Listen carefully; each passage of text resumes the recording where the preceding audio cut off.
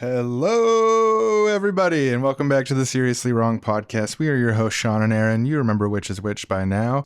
Today, we're talking about the end of the book, 12 Rules for Life by Jordan Peterson, a public intellectual Canadian. Final 3 rules. We've reached the end. It's been a long road. We've gotten a lot of rules from Mr. Peterson, and excited to round it all out. But yeah, I assume if you're listening to this one, you've already heard us intro Jordan Peterson twice already, and you've listened to other episodes of the show. If this is your very first episode of the show ever, you just bought a Patreon out of nowhere and decided to hop into part 3 of a series, welcome to you as well. But I do recommend you head back to number 1. And for everybody else, this is going to be a wild one. This has a really big chapter in it that has a lot to go through, a few other chapters.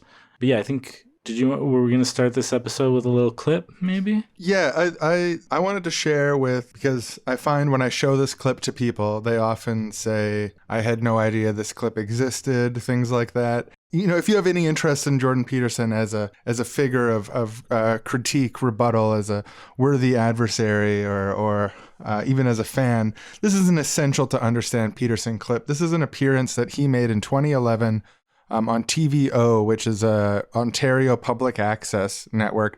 He was a frequent guest, and in 2011 he appeared looking a little bit doughy and shiftless in a fedora, sharing some pretty extreme involuntary celibate style talking points about women's desire, testosterone, and so on. But in particular, in this sequence is, I think, the funniest thing that Jordan Peterson ever has said or ever will say, probably the peak of his career, something that stuck with me for years.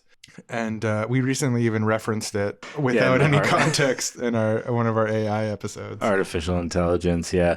But yeah, let's let the clip speak for itself. We don't want to give away the joke before. We got to let Jordan deliver it. Remember those 50s hat-sporting fathers who stayed married, supported their families, and repressed women? Well, they're headed for extinction. Just what kind of man is emerging to replace the chauvinists of yesterday? Type 1, let's call him, very popular in Japan, is shiftless, dependent, and low in status. He poses no threat to women, however, displaying little interest in them altogether, except when animated, infantilized, and available for kissing practice on a portable Nintendo. Available for kissing practice on portable Nintendo. It's, that's the type of phrase that it sticks with you. It's the type of thing you get tattooed on your body if you're serious about the intellectual pursuit. Yeah, so kind of a random thing, or maybe deeply ideologically tied to what's to come in this episode. Who knows? Could be either one of those two things. Rule for life, number 10. Be precise in your speech. Yeah, I think it's fine. The thing is being precise in your speech isn't a matter of character. Articulating things isn't a moral skill. It's kind of like, so rule for life is to be tall. Right. It's like, okay, well, what if I'm not tall? Well, fuck you. It's like not everyone can, at a moment's notice, be as precise in their speech as they'd like. Everyone struggles with not being as precise as they want to be. I kind of want to be like, no, people cannot be precise in their speech if they want, or especially if they can't. Like, I think about people who feel like they reached. I've talked to people who talk about feeling like they reached the limit of their articulation, but the idea that it's like a moral failing to not be precise in your speech, I think, is wrong. Yeah, no, I think there. I actually have a lot of thoughts on the letter of the rule law on this one. Yeah, I head on over into Rule 12. Or Rule 11, sorry. Do not bother children while they're skateboarding. Yeah, I've got basically nothing to say about that as a rule for life at text. It's just absurd. I like it, honestly.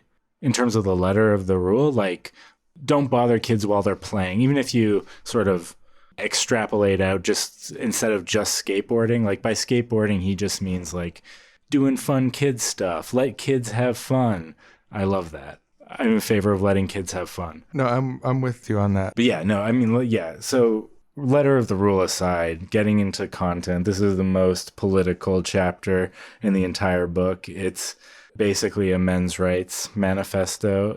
Yeah, it takes a really sharp turn to, I was surprised. For a really long time. For a really long time. Like it's like there was like another chapter called like Women Are Evil and Men Are Good that the publisher folded into this one.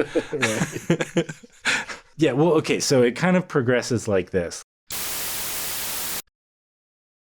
Today's episode of Seriously Wrong is brought to you by Jordan Peterson's Digital Kissing Practice Simulator, now available on portable Nintendo.